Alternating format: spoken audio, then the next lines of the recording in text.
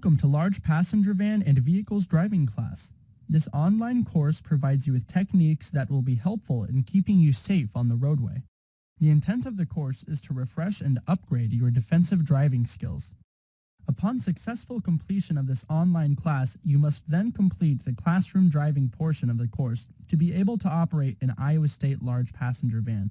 Over the next several slides, you will watch several video tutorials covering the following: the vehicle characteristics of a large passenger van, scanning, cushion of safety and communication when operating a large passenger van, how to react to various traffic situations when driving, what special considerations must be considered when operating a large passenger van, transporting cargo, transporting passengers. After completing the videos, there is a short quiz to complete. Upon successful completion of the quiz, you will then be able to register for the hands-on driving course. Let's get started. The first section provides an overview of the program and covers important information about van characteristics and vehicle inspection. Session 1. Vehicle Characteristics. One of the major differences with a van is the size and the location of blind spots.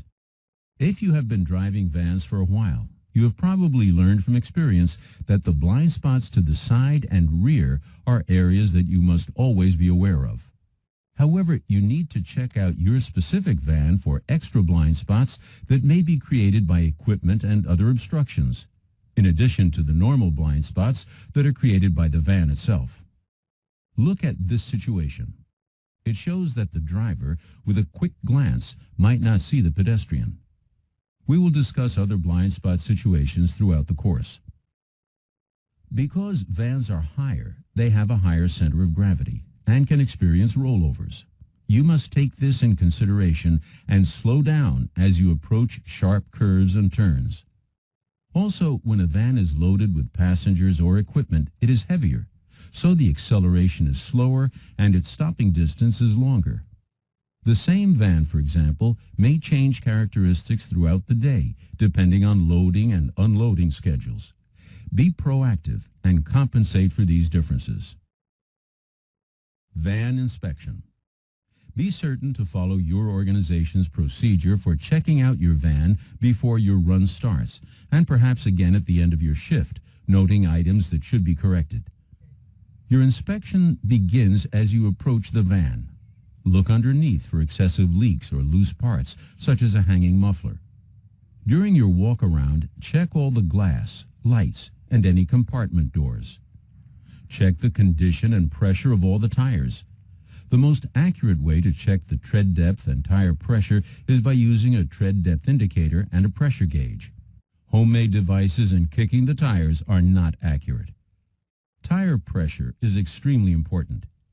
If you do not know what the recommended pressure is for your van, recommended tire pressures and tire specifications can usually be found on the inside of the driver's door or in the service manual. The National Highway Traffic Safety Administration, NHTSA, reports that many severe van crashes have happened due to tire failures, especially the rear tires. If policy permits, inspect the engine compartment. The engine should be off and you should wear gloves. When checking most fluid levels, the engine should be cool. Inside the van, test the horn, the windshield wipers and washer, and the backup alarm if your van has one. Check the gauges and lights on the dashboard. Be certain items inside the vehicle are secure. Avoid putting objects in places where they may slide. You may be tempted to grab for them, directing your attention away from the road. With a passenger van, be certain all interior lights are operational and seats are in good condition with the safety belts accessible for each passenger. Adjust your mirrors to reduce your blind spots as much as possible. You should be able to see the side of the van in the left mirror. You should also be able to see the side of your van in your right mirror. However, even with properly adjusted mirrors, your van may still have blind spots. In this setup situation, this passenger car could be missed if the driver just glances in the upper mirror. Although visible in the lower mirror, the vehicle looks small and farther away than it actually is. Leaning slightly forward in your seat changes your sight angle and brings the vehicle into your big mirror. Before moving the van, adjust the steering wheel so the airbag is directed toward your chest, not your face. Also, put on your safety belt.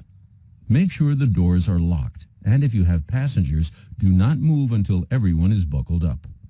Not only will safety belts reduce the likelihood of a serious injury in the event of a collision, but also they will keep you and your passengers in their seats, allowing you better control of your van. Also know your organization's policy for who can ride as a passenger in the right front seat. It may even be illegal for young people of certain ages to be in that seat. Sometimes you may want to use a cell phone or other communication device. When using any such device or reprogramming a GPS while operating any type of motor vehicle, you are a hazard to yourself, your passengers, and all other drivers on the road. You are also a financial liability to your organization and potentially yourself. Use of a communication device while driving is dangerous and may be either illegal or in violation of your organization's policy. If you are involved in a motor vehicle collision while using a communication device, it may be ruled preventable and charged against your organization and possibly your insurance record. When needing to make a call, pull over to a safe place and park the van prior to making the call. The best time to make a call or communicate with your office is after you have safely picked up or discharged a passenger or loaded or unloaded cargo. Coaching reminder point. Check tire pressure and tread depth at least once per week. In this section, the video covers specific driving techniques that are essential to collision prevention, including the concepts of scanning, cushion of safety, and communicating. Session 2. Scanning, cushion of safety, and communicating. In this session, you will be introduced to 3 critical concepts that will help you drive your van more safely and stay out of collision-producing situations. We will refer to these as SCC, S for scanning, C for cushion of safety, and C for communicating. Scanning refers to looking all around your van, in front, to both sides, and to the rear. Cushion of safety refers to the area around your van that you should try to keep clear of other motorists, pedestrians, and fixed objects. Communication is another critical factor to consider that can help you stay out of trouble. Think about how you can communicate with other motorists and pedestrians. Some examples are use of headlights, positioning your van, use of directional signals and running lights, etc. Let's break down some of these concepts and see how they might work on the road.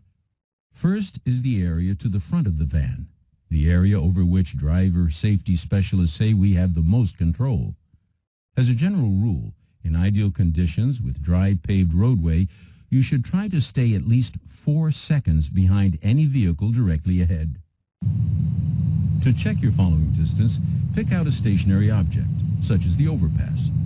As the vehicle in front goes under the overpass, begin counting.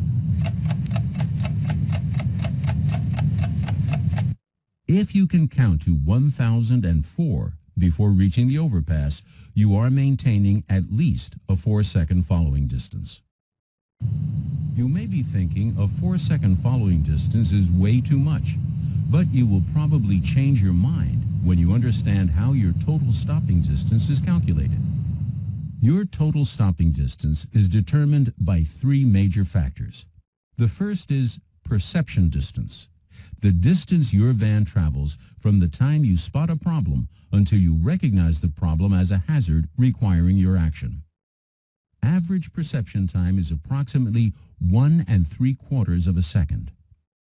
The second is reaction distance, the distance your van travels while you move your foot from the accelerator to depress the brake. Average reaction time is about 3/4 of a second. The third is braking distance, the distance your van travels from the time you begin braking until your van comes to a complete stop. These distances make up your total stopping distance. However, there are many variables that affect your van's total stopping distance, including the van's size and weight. For example, your van may even decrease or increase weight depending on how many passengers and/or how much cargo you may be transporting. Because of this, the weight of the same van on any given day may change as you go through the day. Other variables include the type and condition of the road surface, the condition of the brakes and tires, and the driver's physical condition and reaction time. Any charts you may see regarding total stopping distances are not precise because of these variables. If a driver is involved in a collision and that driver says, "I couldn't stop in time," that driver failed to compensate for these variables. Your understanding of following distance is critical to controlling your van. When conditions are not ideal, such as with poor traction or visibility, increase your following distance. Depending on your schedule, you may not be able to postpone your trip. If you must drive, be proactive and take these adverse weather conditions into account and adjust your driving accordingly. Slow down and increase your following distance. Now let's look at another area that requires scanning, the sides and to the rear of your van. Even with properly adjusted seat and mirrors, it may still be difficult to spot vehicles in your blind spots. You can increase your sight angle by leaning a bit in your seat and checking your mirrors every 3 to 5 seconds. These techniques will help you spot other vehicles moving into your side blind spots. Checking your mirrors every 3 to 5 seconds will also help you spot vehicles moving into a tailgate position. Once a tailgater is behind your van, you may not be able to detect a tailgater, especially if the back window is blocked by cargo or equipment. If you have a tailgater, increase your following distance. By doing so, you and the tailgater will have more room to slow or stop when faced with a hazard ahead. Earlier, we mentioned that average reaction time is 3/4 of a second. Using 3/4 of a second as reaction time, if your van were traveling at 30 miles per hour, your van would travel 33 feet before you even hit the brakes. A technique to reduce your reaction time is to cover the brake, not braking, but placing your foot over the brake. Covering the brake will reduce your reaction distance, thereby reducing your total stopping distance. Scanning, maintaining a cushion of safety, and communicating with others will help keep you collision-free. Keep in mind the National Safety Council's definition of a preventable collision. They define it as one in which the driver failed to do everything reasonable to avoid it. This concept implies that you should do everything within your control to prevent a collision, even if another driver's actions are inappropriate. Coaching reminder point. Scan ahead and cover the brake to avoid panic braking. Next, we'll apply the techniques learned in the previous video to various driving environments in the city and other congested traffic areas. Session 3. Reading Traffic Situations, Part 1. When driving in congested areas with heavy traffic, traffic lights, busy intersections, pedestrians, parked and double-parked vehicles, other motorists changing lanes, etc., it is not easy to scan, maintain a cushion of safety, and effectively communicate. Experienced van drivers have learned to scan the area ahead to spot potential problems. How far ahead? In the city, it is recommended that you scan about 12 to 15 seconds ahead, or 1 to 1.5 blocks. This will give you time to communicate by adjusting your lane position if an upcoming situation warrants it. For example, there is a double-parked delivery truck in the right lane. Spotting the problem early allows you to start checking for a break in traffic so you can change lanes at the first opportunity.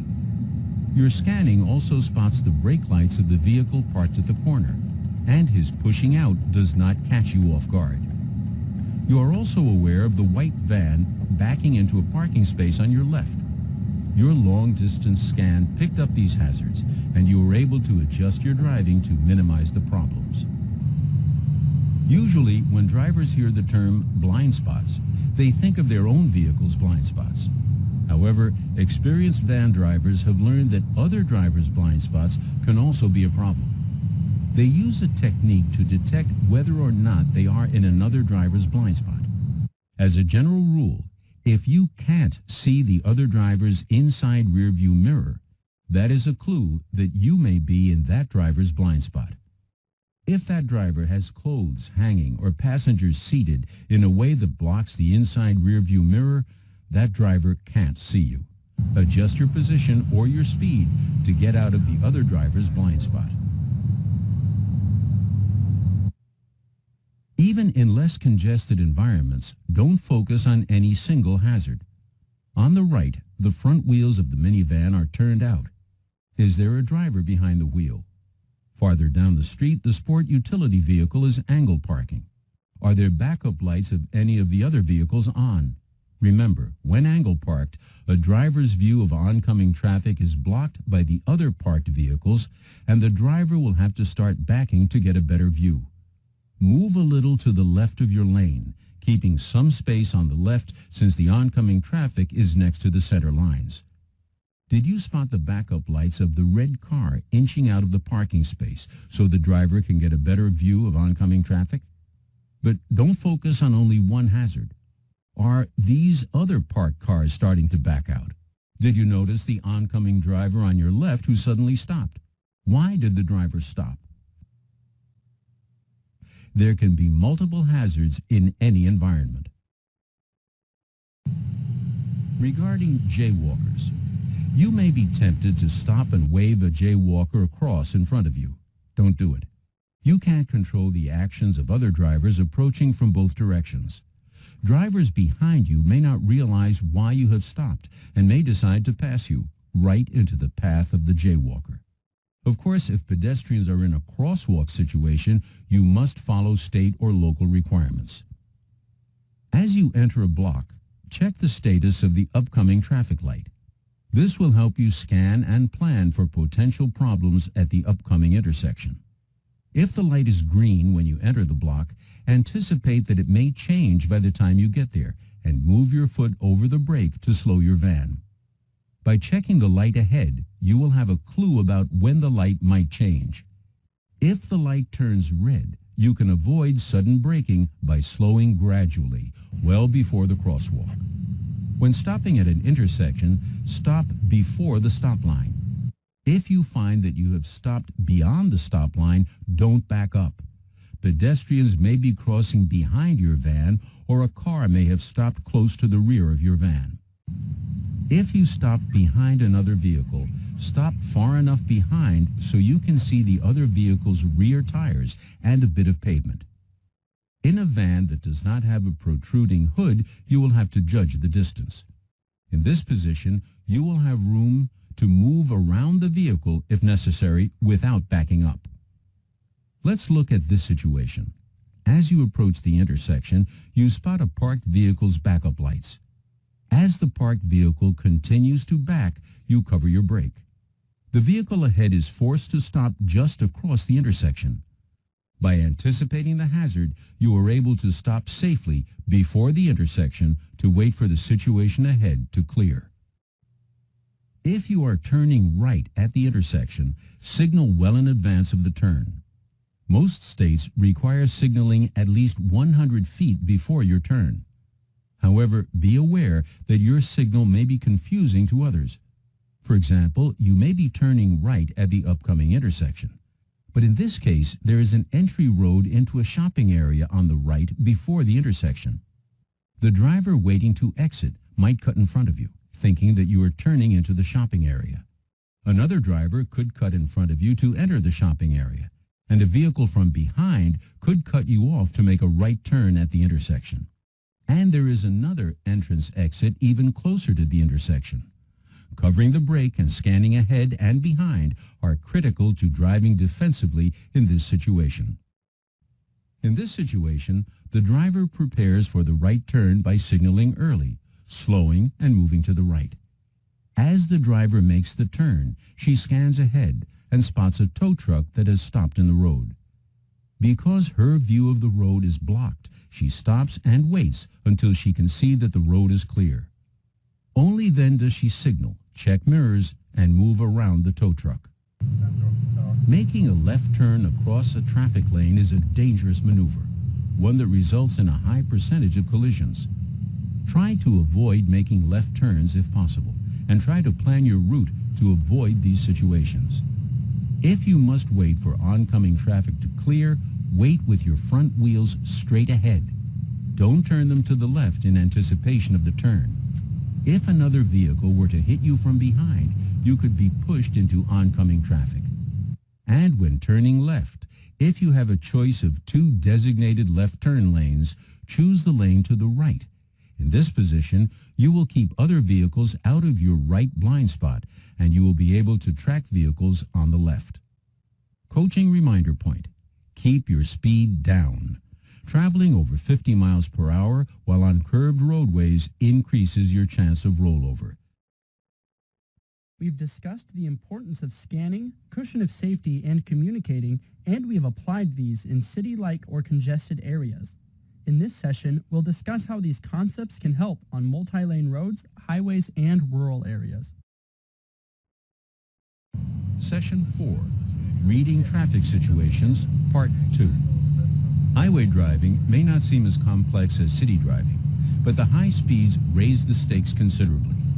In addition to the necessities of scanning, keeping a cushion of safety, and communicating, there are additional defensive driving skills and techniques you can use to reduce your chances of a highway collision. One of the most hazardous highway situations occurs when drivers attempt to merge onto a highway. When on an entrance ramp without a control light, maintain a safe following distance when there is a vehicle ahead. This will give you space to maneuver should the driver in front slow or stop, give you time to scan across traffic lanes, and give you enough room to accelerate as you merge. Once the vehicle in front merges, use your mirrors, lean in your seat, and check across multiple lanes for vehicles that might be cutting in front of you. Once on the highway, remember to establish and maintain a cushion of safety as soon as possible. In highway driving situations, scan the area 12 to 15 seconds ahead, which is approximately a quarter of a mile. Your long-distance scan will allow you to spot signs, overpasses, and lighted signs that indicate upcoming interchanges. As you approach an interchange, check your mirrors and blind spots for drivers who might cut in front of you to exit or to avoid merging traffic. Also scan the area to determine the safest lane to use as you pass the entry and exit areas. You should be aware of the move over law.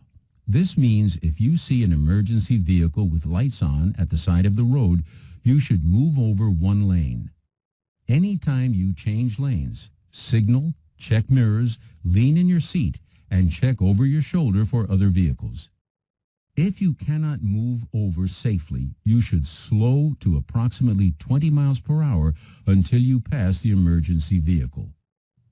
In addition, if you decide to change lanes, either to pass or in this case because of an upcoming hazard on the right, begin by checking your mirror and leaning in your seat to broaden your sight angle. If all is clear, signal and check again. If all is clear, move into the center lane. If you are driving in the middle lane on the highway, you must continually scan your mirrors to watch for a potential pinch point situation. That is, when vehicles on both sides pass you at the same time and try to pull into your lane. By scanning your mirrors, you are ready and can cover the brake, allowing your van to gradually slow. This provides an extra margin of safety in front. If you will be exiting a highway, you should know ahead of time the exact location of your exit. This will help you avoid having to make a last-minute lane change and will help ensure a safe, comfortable ride for your passengers. As you approach your exit, signal well in advance. Check both mirrors to spot drivers behind you who may try to cut in front to exit. Slow and move into your exit lane as soon as it is clear. And keep your speed down on the exit ramp. These speeds are posted for cars and may be too fast for a taller vehicle such as your van with its higher center of gravity. Two-lane roadways have their own special hazards, such as poor road shoulders with drop-offs or no shoulders at all, trees and telephone poles, as well as oncoming traffic only one lane over, all of which make it difficult to find an escape lane in case the unexpected happens. In addition, the heavy vegetation combined with sharp curves and crests of hills can obstruct your view of the road ahead. In conditions like these, where you can't scan far down the road, cover the brake and be ready to slow quickly should a hazard appear with little warning. Here, your scanning picks up the Hidden Drives sign and the traffic cone near the curve. Cover your brake to further reduce your speed. As you round the curve and spot the road maintenance ahead, reduce your speed still further, braking if necessary. Scan past the area and proceed slowly only when you are sure it is clear. On rural roads, not only are your visibility and maneuverability restricted, but you often must share narrow roads with other motorists, bicyclists, and pedestrians. But don't let your attention become fixated on the obvious hazards and lose track of changing conditions, such as the partially obstructed pedestrian crossing warning sign and the pedestrian suddenly moving onto the right side of the road. Gravel roads require special attention. The loose road surface, combined with the ruts and washboard surface, substantially reduces traction and increases braking distances. Also, gravel roads are often very narrow, with no shoulders or escape routes. These factors, combined with a restricted view of the road ahead, in this case caused by the hill and heavy vegetation, require that you reduce your speed. Coaching reminder point. Fatal rollovers are more likely to involve tire failure. Next, we'll cover situations that deserve special consideration, including driving at night, backing, hydroplaning, electronic stability control systems, and idling recommendations. Session 5. Special Considerations. Backing. Traffic safety specialists agree that all drivers should avoid backing whenever possible. This is sound advice, regardless of the size of your van. However, when you must back without a spotter, first scan as you approach the area. Open your window so you will be able to hear any warning sounds and back from the driver's side. You must be 100% certain that your area is clear. And remember, even with a backup alarm, it is up to you to check and recheck the area. And if you are backing into an area that you are familiar with, still check. Don't assume that the area is the same as before. Don't be complacent when backing. And remember, it is much safer to back from the street into the location so you can pull forward when leaving. If you are using a spotter to help you back, before starting, agree on hand signals. Don't rely on verbal directions. No might sound like go. Position the spotter so the spotter can see where you can't. Never allow the spotter to stand in the direction of your back. Back slowly, and if you lose sight of your spotter, stop immediately. However, even with a spotter, safe backing is your responsibility. If in doubt, stop and get out to check for yourself. Night driving. In addition to the defensive driving techniques that you use during daylight hours, you have some other safety considerations to think about when driving at night. Whether driving with high or low beams, remember that your headlights shine straight ahead. On roads with hills and curves, you should always slow beforehand so you are not surprised by objects, other vehicles, animals, or pedestrians in the roadway. Here, the oncoming driver has not lowered his high beams. Look towards the right side of your lane to avoid being blinded by the headlights and to help you position your van in your lane. Hydroplaning. As you know, your van is heavier, higher, and sometimes wider than personal vehicles. However, don't be fooled into thinking that these characteristics will prevent you from hydroplaning. Water builds up in front of and under your tires, and with little contact between the tires and the pavement, braking and steering become unpredictable. While it is difficult to say exactly when hydroplaning will occur, if you see reflections on the road, that is a clue that it may be possible. Hydroplaning can occur even at speeds as low as 30 miles per hour. In wet road conditions, you should reduce your speed to lessen the likelihood of hydroplaning. Here, your scanning picks up a car waiting to turn left. Even in hazardous wet conditions, some drivers will still try to beat a van. In foggy conditions, or with heavy rain or snow, reduce your speed. If you have a schedule to keep, or if passengers have a tight schedule, normally the case if you're driving an airport or hotel van, don't let your schedule or your passengers influence you to drive unsafely. In adverse weather, drive defensively so you and your passengers arrive safely at their destination. If you reach your destination at night or in adverse weather, such as snow and fog, and must stop on a street to make a delivery, turn on your four-way flashers to alert traffic. But you must remember that with your rear doors open, they may hide rear lights, making you less visible. Try to keep the van doors from blocking your taillights as much as possible. Idling procedures. Some communities have instituted a no idling policy. Generally, this means that when parked or stopped out of traffic for more than 30 seconds, you should shut your engine off and restart only when ready to move. This practice will save gas as well as reduce unnecessary carbon emissions. Other fuel-saving ideas to consider. 1. Keeping proper tire pressure. 2. Using overdrive when appropriate. 3.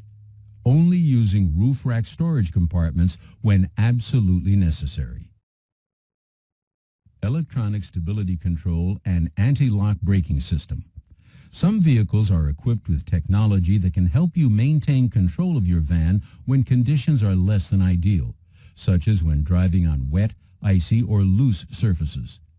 Input from in-vehicle computers will apply subtle braking and/or acceleration to each wheel as needed to help maintain control.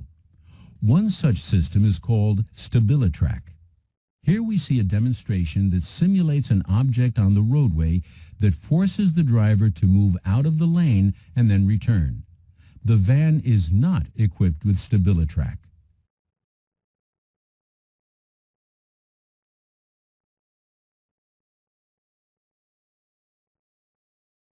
The next van is equipped with StabiliTrack. Note how this driver is able to safely and smoothly negotiate the same curve. In this final demonstration, the vehicle on the left is equipped with StabiliTrack, while the vehicle on the right is not. Note how the vehicle on the left is able to accelerate with much more control and without wheel slip. Another vehicle feature that can help you maintain control of your vehicle is called Anti-Lock Braking System, or ABS. The ABS activates when you apply the brakes hard with steady pressure. You may feel a pulsing sensation through the brake pedal and hear a stuttering sound as the ABS alternately applies the brakes and releases pressure. This helps prevent the wheels from locking and causing a skid, while preserving your ability to steer around a hazard and maintain control, possibly avoiding a collision. Keep in mind that ABS does not necessarily mean that you can stop your vehicle in a shorter distance. In fact, in some conditions, it may take a slightly longer distance to stop. If you have never operated a vehicle equipped with ABS, select an area where you will not interfere with other drivers and aggressively use the brakes, trying to lock up the wheels. It will feel and sound a little unusual. That's the ABS brakes working and is normal. As effective as these vehicle features are, remember, they do not compensate for poor driver technique and irresponsible actions. Whenever you suspect that driving conditions are less than ideal, consider delaying or canceling your trip. When you must drive in adverse weather, keep your speed low, increase your following distance, and drive with extra care. Throughout the course, you have been introduced to many different types of defensive driving concepts and techniques. It is now up to you to adapt them to your daily driving. By scanning, keeping a cushion of safety around your van, and communicating with others, you will increase your chances of keeping your passengers and cargo safe. Coaching reminder point. Excessively worn or improperly inflated tires lead to loss of vehicle control and can result in a rollover.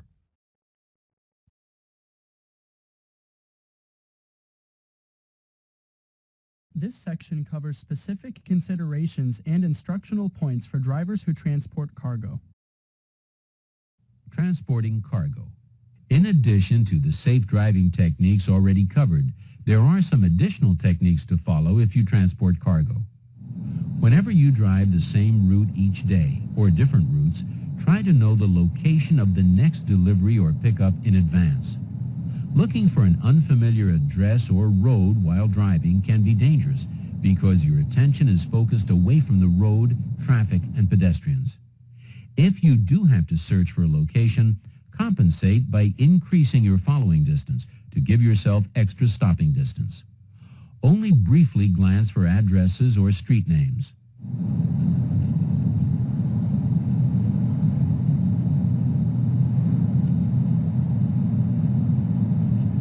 If you accidentally pass your delivery location, don't stop suddenly and back up. It is safer to go around the block or to use a turnaround location with good visibility. You know the dangers of backing, especially considering the blind spot directly behind your van. In addition, when trying to back straight, just a slight turn of the wheel could put your vehicle into the next lane. You are not driving defensively if you're backing on a roadway. When making a delivery, it is best to avoid double parking whenever possible, for safety reasons and because it may be illegal in your area. Even if it is legal, other drivers do not expect you to stop in a traffic lane.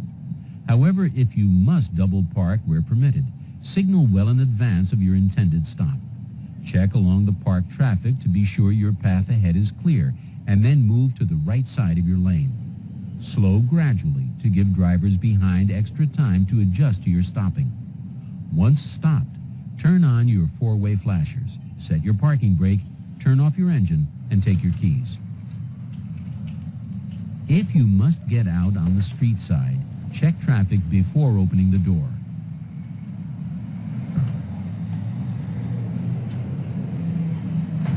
Cargo should be loaded with the heaviest items on the bottom to avoid making your van top-heavy, as well as to avoid cargo damage. Secure the cargo as much as possible to avoid shifting. Make sure your cargo is evenly distributed from side to side as well as front to back. Also, make sure the cargo cannot slide forward and hit you in a sudden stop or collision. Try to keep your cargo from blocking your view out any windows. As you pick up and drop off cargo, recheck and adjust the positioning of your load to ensure that it rides safely. Remember, as your load changes, so do your vehicle weight, acceleration, and braking characteristics. You should modify your driving to account for these changes. When you have cargo in your van, you will have to take turns more slowly to avoid having the load shift. A shifting load not only affects the way your van handles, it also increases the risk of damaged cargo. The final section covers specific considerations and instructional points for drivers who transport passengers. Transporting passengers. In addition to the safe driving techniques already covered, there are some additional techniques to follow if you transport passengers. You may have to pick up or discharge passengers many times during the day. Try to stop in places with less traffic and where your van is most visible. Try to stop where traffic would most likely expect you to stop. Avoid stopping where passengers must step into traffic when boarding or exiting. If your actions contribute to a passenger's being injured when getting in or out, you could be chargeable. And when passengers must cross the street to get to or from your van, do not wave them across. You cannot control other traffic, and another vehicle might swing around to pass you, not realizing why you are stopped. Let passengers check traffic for themselves and decide when it is clear to cross. When stopping, signal well ahead and move to the right of the lane early to prevent another vehicle from trying to slip by on the right. Slow gradually to allow other drivers time to react. Remember, because your van is higher than a car, the effects of braking are felt more strongly by the passengers. Also, your van needs more time to stop. Turn on your four-way flashers.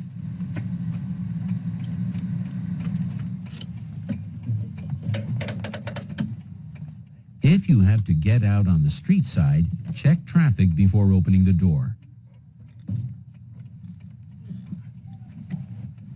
Make sure you are close enough to the curb so your passenger can step from the van to the curb in one easy step. Or stay far enough away so your passenger can easily step in the road between the van and curb. Don't tempt your passengers to stretch to step from your van to the curb. They might slip and be injured. You are responsible for the safety of your passengers. As a professional, and to show that your organization is concerned with their safety, make sure your passengers are seated and buckled up before moving. Also make sure the doors are secured and locked. Be aware that some passengers may have special seating requirements and may require your assistance in getting seated safely. If your passengers are children, be aware of the special requirements for transporting children safely. First of all, children 12 and under should ride in a back seat, properly restrained. The choice of an infant carrier, a toddler seat, or a booster seat depends on the age and size of the child. Read the vehicle owner's manual and the installation information provided with each safety seat to ensure proper selection, installation, and use. Especially important since studies have shown that most child safety seats are not installed properly. If your passengers have luggage, try to store the big pieces behind the last seat where they will not tip or slide while you are driving. If you must store items on top of the van, make sure they are secure and note that your vehicle height is increased. If passengers have garments to hang, make sure they do not cover windows on the right side of the van. You use these windows when you turn your head to check your right side blind spot area. When you're ready to leave, remember to buckle up, release the emergency brake, turn off the four-way flashers, and check again for traffic before pulling out. Since your van requires a longer distance to accelerate, you need a larger than normal brake in traffic to avoid a rapid start. Passengers lose confidence in drivers who don't give them a smooth ride. On the road, you will probably use many of the same routes every day.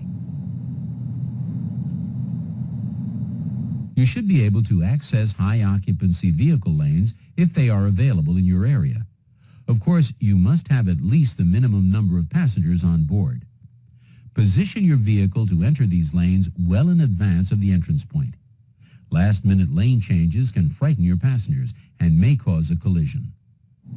Passengers who use your van expect you to be a professional who is first and foremost concerned with their safety.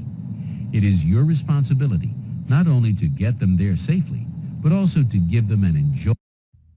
You have learned the vehicle characteristics of a large passenger van, collision prevention, including scanning, cushion of safety, and communication, how to react to various traffic situations when driving, what special considerations must be considered when driving at night, backing, hydroplaning, electronic stability control systems, and idling, and considerations for transporting cargo and passengers. To complete this training, you must pass the quiz with a score of 90% or better and complete a van and trailer driving observation. You can register for the van and trailer driving observation by clicking on the link listed on the slide. Please note the link will open in a new window. When you are ready to take the quiz, click on the Return to Learner web link in the upper right-hand corner of the screen to access the quiz. You must pass the quiz with a score of 90% or better. You have as many chances as needed to complete the quiz.